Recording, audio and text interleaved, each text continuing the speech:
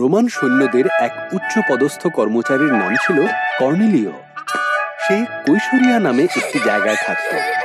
সে এবং তার পরিবার ঈশ্বরকে সম্মান করত। তারা ইহুদি ছিল না, অন্য জাতি ছিল। এক স্বর্গদূতের দর্শন পেল। একদিন কর্নেলিয় দর্শন পেল।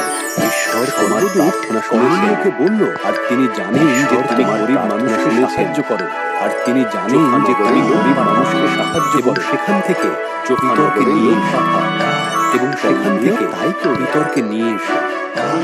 কর্নেলিয়র দিন যোফা নগরে বাড়ির ছাদে বসে পিতর প্রার্থনা করছিলেন। তখন দর্শনে তিনি দেখলেন দিন যোফা নগরে বড় চাদর ছাদে বসে স্বর্গ থেকে প্রার্থনা করছিলেন। সেটি তখন দর্শনে তিনি দেখলেন একটি বড় চাদর উঠল, স্বর্গ থেকে নেমে আসছে। সেটি পশু প্রাণীতে ভরা এবং খাও। একটি কণ্ঠস্বর বলে উঠল, ইহুদিরা খাবার হিসেবে গ্রহণ করত না। এদের পিতর উত্তর দিলেন, এবং খাও, আমি এদের খেতে পারবো না। সেই কণ্ঠস্বর বলে উঠল, আমি যদি এদের খাবার জন্য উপযুক্ত করে থাকি, তবে এরা যথার্থই খাবারের উপযুক্ত। পশু প্রাণীগুলিকে এই ইহুদিরা খাবার হিসেবে গ্রহণ করত না। যোফা নগরে পিতর উত্তর দিলেন, তাই আমি এদের খেতে পারবো না।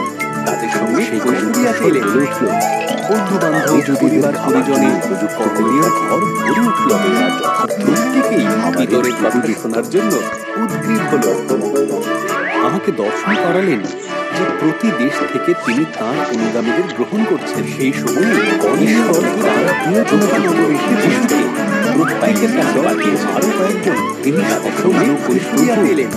তিনি অসুস্থ মানুষ পরিবার পরিজনে কর্নেলিয়র নির্যাতিতকে মুক্তি দিয়েছেন। থেকেই পিতরের কথা শোনার জন্য উদ্গ্রীব হলে মৃত্যু থেকে পুনরুত্থিত হয়েছেন। প্রতিটি মানুষ যারা তাঁর বিশ্বাস আমাকে দর্শন করালেন, তাদের প্রতি দেশ থেকে তিনি তাঁর অনুগামীদের গ্রহণ করছেন। তাদের ওপর নেমে ঈশ্বর তাঁর অন্যতম লোকে প্রত্যেকের কাছে পাঠিয়েছেন পিতর। তিনি সবাইকে বলতেন, প্রভু